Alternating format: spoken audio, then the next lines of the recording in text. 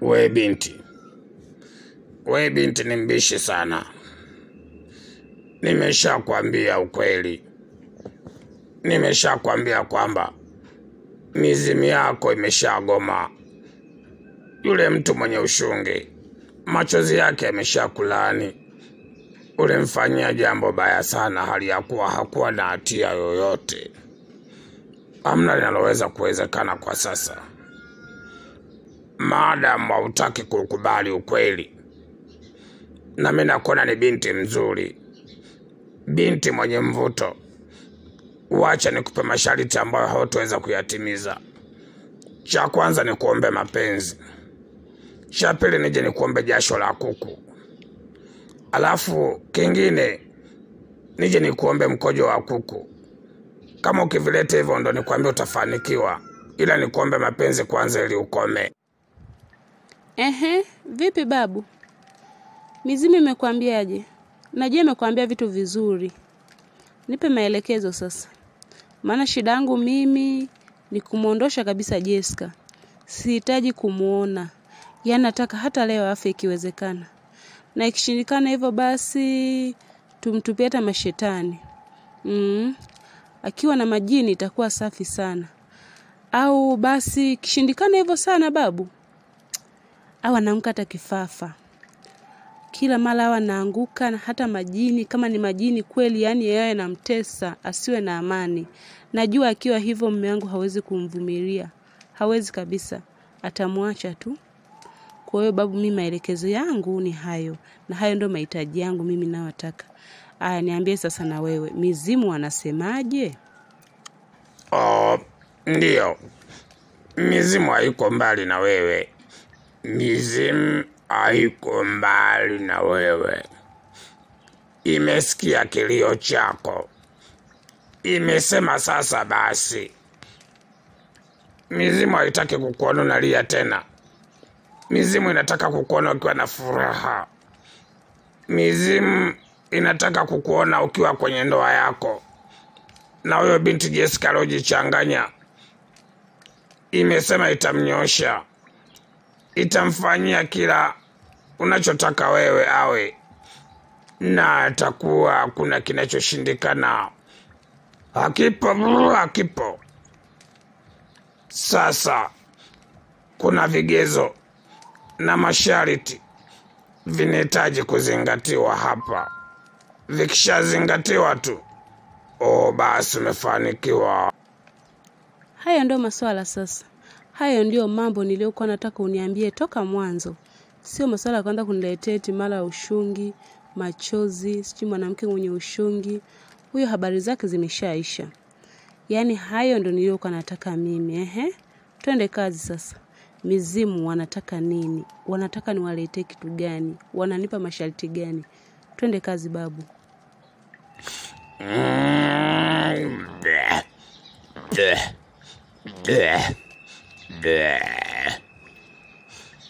Nisikilize.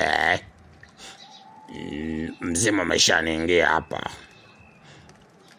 Ni kwamba mizimu inahitaji, cha kwanza inahitaji penzi. Ukishakamilisha hiyo hatua ya kwanza ya kuzipa mizimu penzi, kinachofuata nitakupa maelekezo tena. Baada ya penzi kuna maelekezo mazuri tu.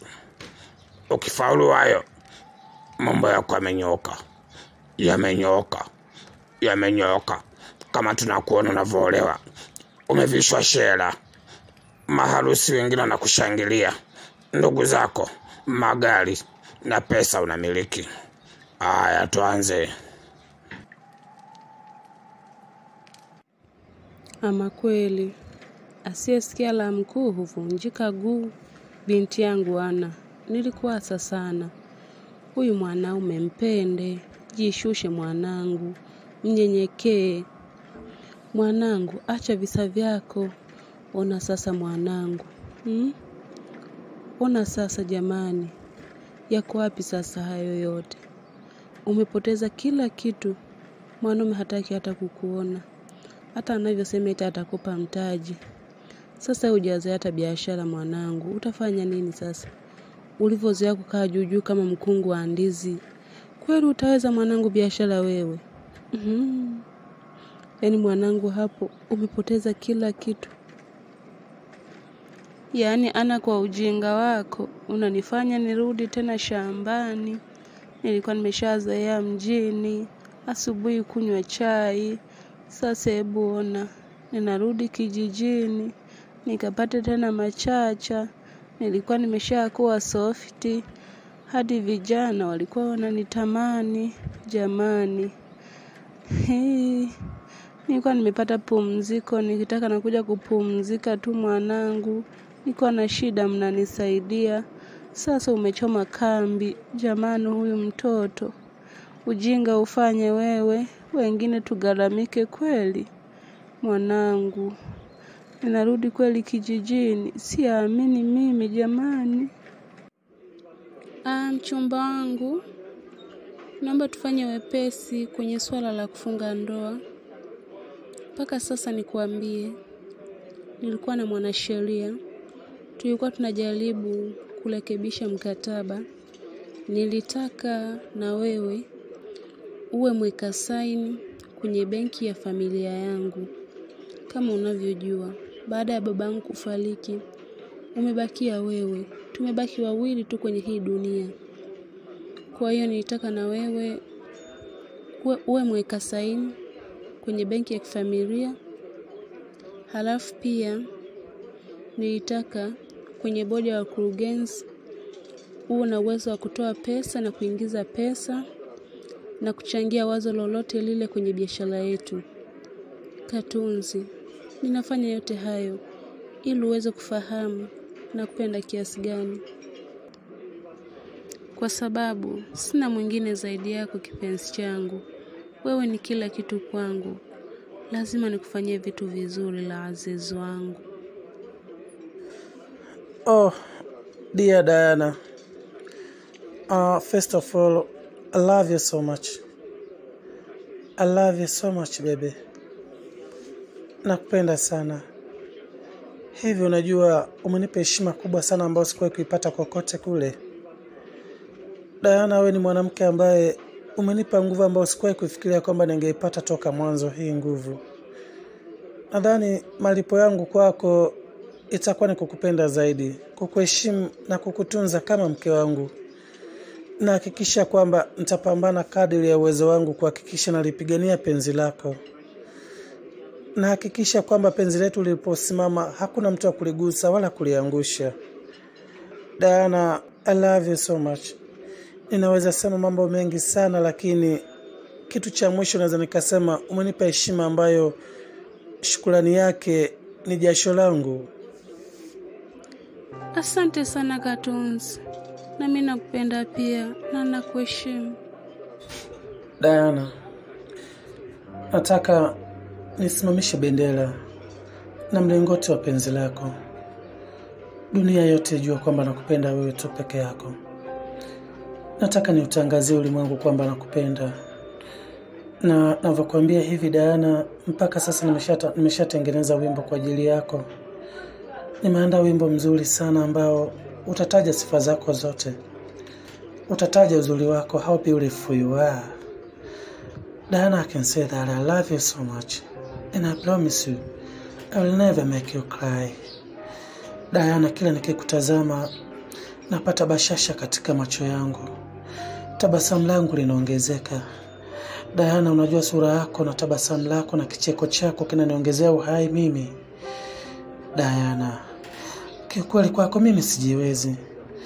Nakupenda kiasi ambacho siwezi kukuelezea, but Diana, I love you.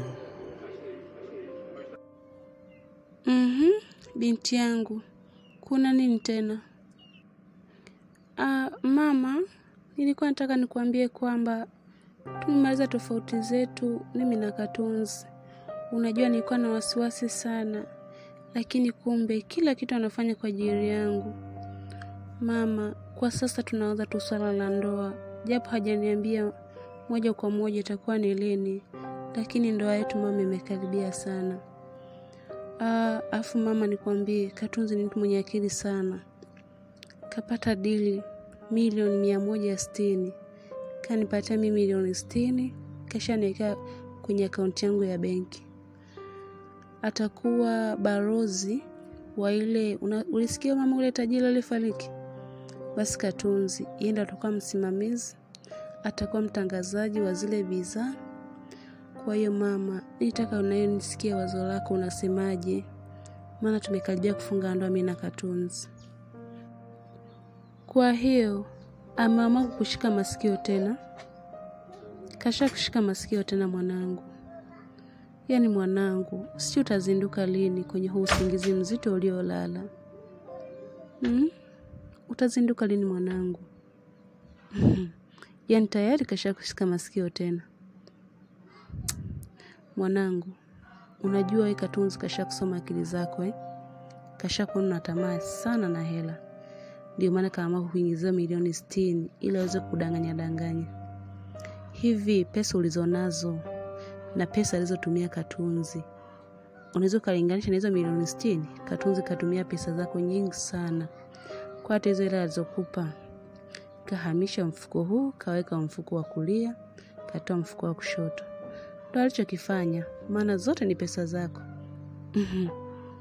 Yaani mwanangu wewe, ungejua yule msichana wa bilionea marehemu ni mchumba wa Katunzi mpya. Kwa taarifa yako sasa, kama haujui, huyo msichana ni mchumba wa Katunzi.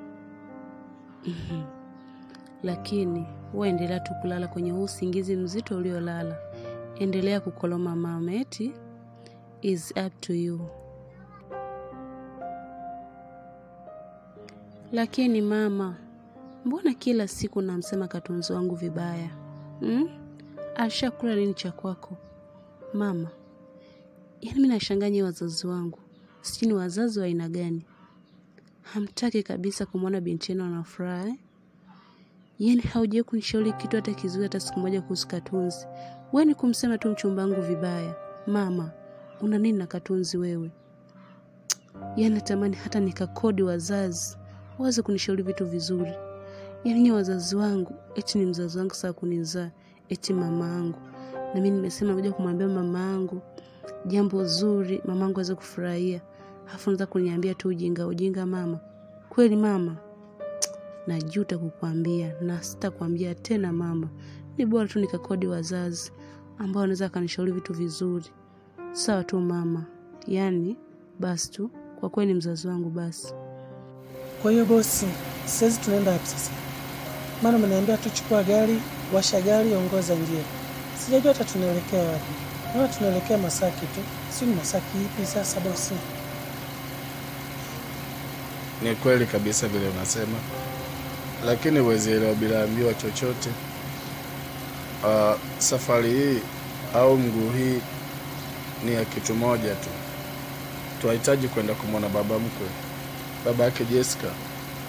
Lakini hata kama si baba yake Jessica, nahitaji kuonana na shemeji yangu.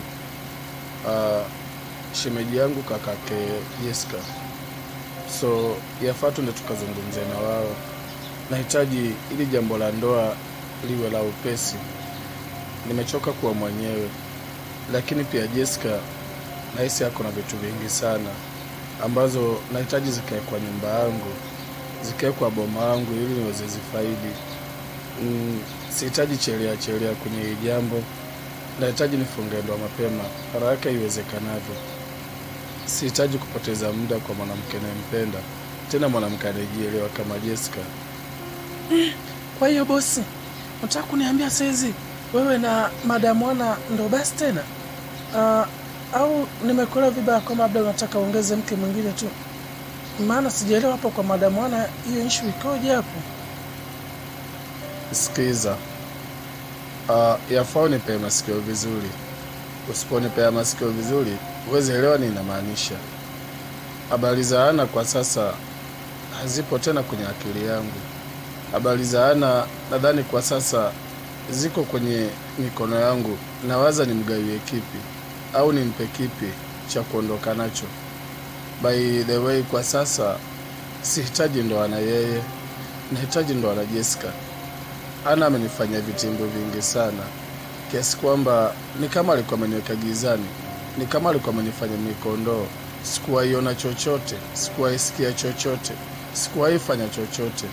So naweza sema kwa sasa mimi na Ana basi tena itabaki hadithi tu kwamba tulikuwa wote, lakini hatuwezi kurejea kimapenzi. Hawezi kuwa bibi yangu tena, na mhesabu kama mke ya kando tu. Kitu cha kwanza mzee Raban, kama nilivyokuambia kule ofisini kwako, nahitaji nijue, je, mimi ni mke wako? Kama unavyojua tulifunga ndoa, na ndoa ya Kristo ukishafunga ni pingu ya maisha. Labda atokee matatizo mazito sana ndio yanaweza yakapangua hiyo ndoa, lakini mimi ni mkeo halali. Na kitu cha pili, nataka nijue ni kwa nini Teresa ulimpa kazi yangu, na huku najua yeye ndio sababu ya mimi kupelekwa jela. Yaani mke wako kipenzi kapelekwa jela kwa sababu ya huyo mwanamke uliyompa hiyo kazi. Nahitaji nijue kwa nini. Naomba unijibu kwanza hayo, afu tuendelee. Unaweza kunijibu tafadhali? Wacha nikujibu moja baada ya jingine, na nitakujibu vizuri kabisa ya maswali mawili ulioniuliza. Hilo swala la wewe kwenda jela kupitia mahakamani na kupata kifungo sahihi, ni kweli. Swala la ndoa mimi na wewe kwa sasa liko hewani, halijulikani lipo ama halipo. Maana kwa sasa mimi nimesharudisha mikoba yangu kwa Mama Chiku. Nimeshaamua niwe na mke mmoja tu. Nimeona kifua changu hakiwezi kubeba wanawake wawili kwa wakati mmoja. Kwa sababu changamoto kama hizi zinazojitokeza nimeshindwa kuzikabili. Nimegundua kwamba ulikuwa haujakuwa vizuri kiakili. Nimeona labda nikuache ukue kwanza. Utakapokuwa ukatambua maana ya utu na kuishi na watu vizuri, ndipo utakaponiuliza hilo swali, au utakamuuliza atakayekuwa tayari kukuoa, ila sio mimi. Swali la pili, kwamba kwa nini Teresa yuko kwenye nafasi uliyokuwa unaifanyia kazi wewe, na wakati ni mtu aliyesababisha wewe kwenda jela. Ni kweli, Teresa yuko pale kwa sababu ya vigezo vyake. Alikidhi vigezo kwa sababu alikuwa ni mtumishi mwaminifu, mtumishi mwenye kusamehe, asiyekuwa na kinyongo, ambaye aliamua kutupilia mbali hata mashtaka yako aliyokuwa amekushtaki kwa ajili ya kutaka kumuua. Lakini pia ile kazi sio yangu. Ile kampuni unajua kabisa kwamba ni kampuni ya Kazola. Kazola anaweza akaamua anachokitaka yeye, akamweka anayemtaka na akamuondoa asiyemtaka. Mimi sina mamlaka juu ya hilo. Lakini kumbuka kwamba kupitia Teresa wewe ndio umetoka jela, ila ulistahili ubaki huko huko kabisa kulingana na kinyongo cha Teresa kama angekuwa kama wewe. Ila kwa moyo mwema wa Teresa ameamua kuruhusu utoke tena bila malipo yoyote yale.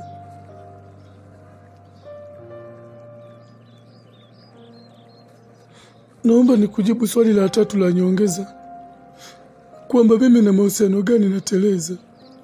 Ni kwamba nina mahusiano na Teresa kama mtumishi mwaminifu, mfanyakazi mwenzangu, lakini amzidi cheo, yuko chini yangu, lakini hakuna chochote kinachoendelea na mahusiano wala hakuna mapenzi yoyote yale tunayoyafanya mimi na Teresa. Teresa toka mwanzo sikuwahi kuwa na hisia naye yoyote ile, na ndio maana kati ya watumishi wote niliamua kukuoa wewe bila kumwogopa mtu. Hakuna naye muogopa mimi, hayupo. Wala Mama Chiku. Mama Chiku nimemrejea kwake baada ya kuona kwamba ni mwanamke anayejitambua, ni mtu mzima, asiye na kinyongo, mwenye moyo safi. Ndio maana niliamua kumrudia Mama Chiku. Lakini hata Teresa hawezi kuwa mpumbavu wa kuona niko na Mama Chiku na yeye akawa karibu yangu. Hilo haliwezekani. Labda kama una swali jingine uliulize, kama sio kinyongo chako na chuki zilizokujia mwili mzima. Hakika nimeamini akufai kwa dhiki ndiye rafiki. Huyu mzee amenifaa sana katika dhiki zangu. Huyu mzee amekuwa sababu ya mimi kutoka jela. Siamini kwamba baada ya siku 2-3 natoka humu. Siamini kwamba naenda kuliona jua ambalo naliona jua hali ya kuwa niko huru. Jamani, ya Rabbi, nakushukuru sana Mola wangu kwa kuweza kuniletea rafiki huyu mwema. Na mimi naahidi kwamba nitahakikisha namlinda, hakuna atakayemgusa. ila kuna jambo moja inabidi nilifanye. Inabidi nimtumie huyu kupata pesa, kwa sababu huyu ni babake na Kazola. Inabidi nimfanye awe chambo cha kupata pesa kwa Kazola. Nitatengeneza matukio mbalimbali tu kwa huyu mzee ili mradi tupate pesa. Najua atanipenda, tunaye atakuwa na pesa, atamiliki pesa pia huyu mzee. Yes, nishapata mbinu sasa. Sikufundishi kazi, lakini mjitahidi sana kuwa inapotokea kwamba mtumiwa anakosa au ana kesi, basi afike mahakamani kwa wakati kama sheria inavyosema. Maana sheria inazuia kumshikilia mtu zaidi ya masaa 48. Labda imetokea dharura kwamba amekamatwa siku ya Ijumaa, atakaa Jumamosi na Jumapili, lakini Jumatatu inabidi afike mahakamani. Mahakama pekee ndio chombo ambacho kinaweza kikaamua huyu ni mkosaji ama sio mkosaji. Ni kweli kuna watumiwa ambao kesi zao huwa zinawalazimu wakae mahabusu muda mrefu, mfano kama kesi za jinai, mambo ya kesi za uhujumu uchumi, na kesi baadhi za vipengele vidogo vya sheria ambavyo vinahitaji watumiwa hao wafanywe uchunguzi na upelelezi ufanyike au kutafuta ushahidi. Lakini pindi ushahidi unapopatikana, wanashauriwa watu wawapeleke mahakamani mapema haraka sana iwezekanavyo. Na kama hakuna ushahidi, basi watumie mbadala mwingine wa kuweza kuwasha kupata mashahidi au ushahidi uliohusika hapo kwa wekati ya watu. Ni sahihi kabisa. Hata sisi vigezo vyote vya watu tunavizingatia. Na ndio maana ukiingia utamkuta yuko Juma peke yake tu, yeye kuja kumuondoa lakini pia Juma ana sababu zake za kukaumo. Kwanza utovu wa nidhamu, jeuri na vitu vingine vidogo vidogo ambavyo tuna mamlaka navyo vya kumuendelea kumshikilia. Kwa hiyo hatukifanya hiki kitu labda kwa makusudi au kwa sababu ya maslahi fulani, hatakuwa tunapata chochote kwa Juma sisi, isipokuwa tulihitaji tumweke sawa. Na hata ndugu zake walikubaliana na sisi, hata wale wamshtaki walikubaliana na sisi. Kwa hiyo alikaa kwa sababu maalum, na tunaahidi kwamba pindi utakapokamilisha Jumatatu atakuwa huru, kwa sababu leo ni siku ya Ijumaa. Itakuwa kesho Jumamosi, Jumapili, Jumatatu atatoka. Hamna shida. Sisi kwa sababu umekuja na vigezo vyote na vinaonekana viko sahihi, hatuna mamlaka kuendelea kumngangania Juma tena. Atatoka. Tunashukuru sana kwa ushirikiano. Sawa. Asante pia kwa ushirikiano. Nashukuru sana mkuu. Na umekuwa kunipa support tangu mwanzo. Naweza nikasema kwamba OSS uendelee kuwa na moyo huu. Na unajua unapokuwa mtendaji bora, mtendaji unazingatia sheria na katiba ya nchi, unakuwa ni mtu bora kabisa, kwa sababu sisi tunachokipambania wana sheria ni kuhakikisha kwamba sheria inafuatwa, haki inaonekana, katiba inazingatiwa na vitu vingine. Na ndio maana kuna wakati watu tunakaa kama jopo la mawakili na wanasheria wa kujitegemea kumsisitiza sana DPP kwamba kama kuna kesi ambazo hazina mashiko, basi azifute na kuzitupilia mbali ili watu wawe huru na waone raha ya kuishi kwenye nchi yao. Nashukuru sana. Nadhani mimi naweza nikakuacha sasa nikaenda kwenye majukumu mengine baada ya hili kukamilika la Bwana Juma.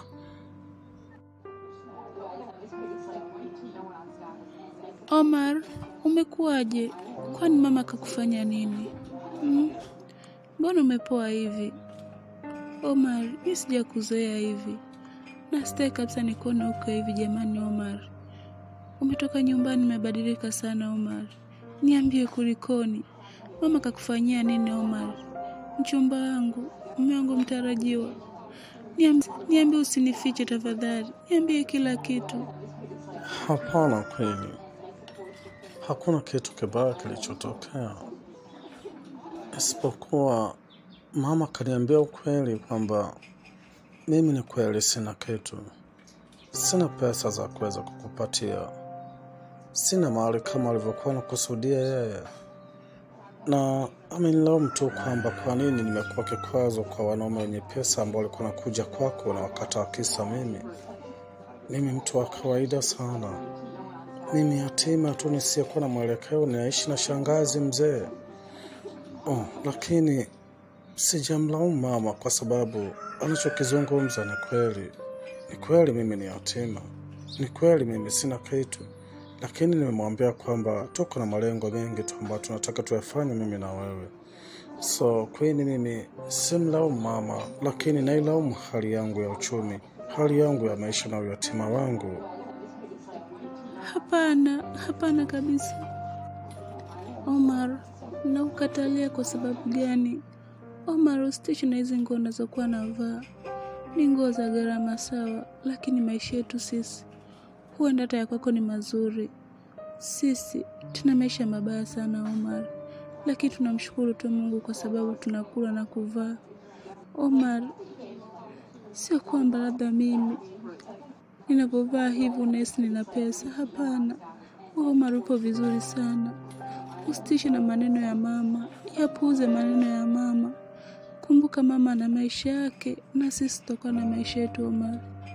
Omar, nikikwambia hapa nilipo, mimi hata babangu simfahamu.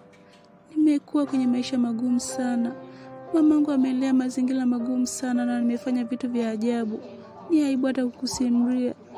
Omar, usiseme hivyo. Tafadhali Omar, usiseme hivyo.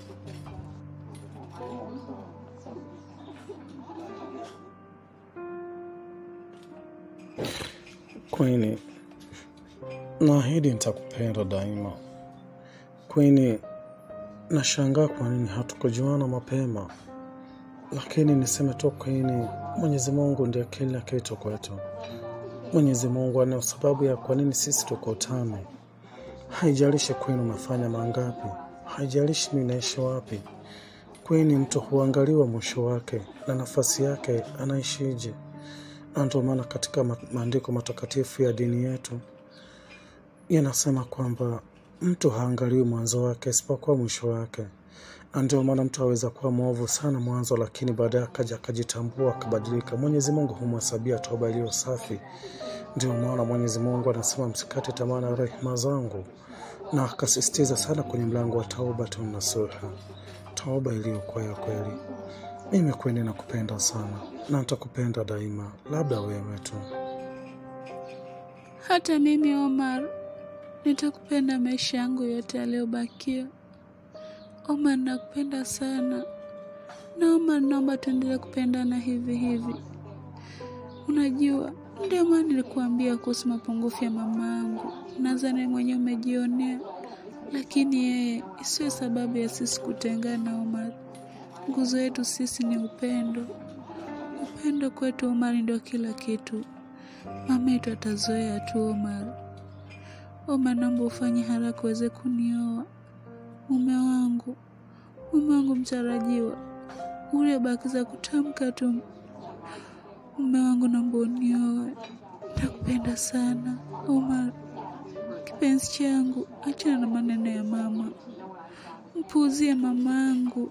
Sawa, ni mzazi wangu, lakini hatuwezi tukambadilisha. Nakupenda. Sofia, mke wangu. Je, unafahamu kwamba yeyote anemtegemea Mwenyezi Mungu hajawahi kuanguka kamwe? Na unakumbuka kwamba Mwenyezi Mungu anasema yeyote atakayenikumbuka wakati wa raha, nami nitamkumbuka wakati wa shida. Lakini pia atakayenikumbuka wakati wa shida, nitamkumbuka hata wakati wa raha. Sofia wangu, je, umejaribu kuyafanya yote haya? Umemtegemea Mwenyezi Mungu? Umemshirikisha Mwenyezi Mungu kwa kila jambo linaloenda kutokea? Mke wangu, umeyafanya yote haya kabla hujaingia kwenye chumba cha upasuaji? Niambie basi kabla sijakuruhusu uende. Ndio mume wangu kipenzi. Naanzaje kuacha kufanya mambo muhimu kama haya? Kwanza mume wangu, nimeanza nikashika uzu. Nikasali raka 2. Nikasali sala ya istihala. Kisha nikamwomba Mwenyezi Mungu kama ataamua kuchukua uhai wangu, anisamehe madhambi yangu. Na pia kama Mwenyezi Mungu ataendelea kunipa pumzi, anifanye niweze kufurahia na mume wangu kwa maisha yaliyobakia. Na pia nikamwambia Mwenyezi Mungu, endapo atanichukua mimi, basi akufanye wewe ni mwenye furaha, maana wewe ndio furaha yangu. Wewe ni kila kitu kwangu, kazora wangu. Nimeomba mambo mengi sana mume wangu. Mume wangu, nasikitika kuona yote tunayopitia ni mipango ya Mwenyezi Mungu. Ni kweli.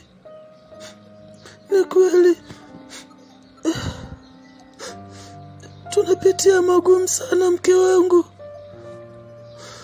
Kuna wakati tunajiuliza kwa nini iwe sisi, lakini hapana. Tukiwaza sana, mke wangu, tutakufuru. Mwenyezi Mungu ametupa waja wake, akatupa neema mbalimbali, akatupa tuchague, ima shukura, ima kafura. Either tushukuru ama tukufuru. Sisi tuna nafasi moja tu kipenzi, kushukuru kwa kila jambo. Hatuna sababu kusema alhamdulillah ala kulli hali, mke wangu. Kazala wangu, nakupenda sana mume wangu. Mume wangu Kazora, naomba nisamehe sana mume wangu, kama nilishawahi kukuletea usumbufu wa aina yoyote ile, na kama nilikusumbua sana wakati unanichumbia mume wangu. Sikujua kama wewe ni mume bora, huenda ndio maana yalitokea yote. Lakini mume wangu, nakuahidi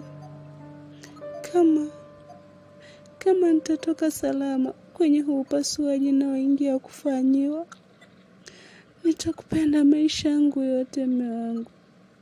Nitakuheshimu mume wangu. Mume wangu, nakupenda kwa ajili ya Mwenyezi Mungu.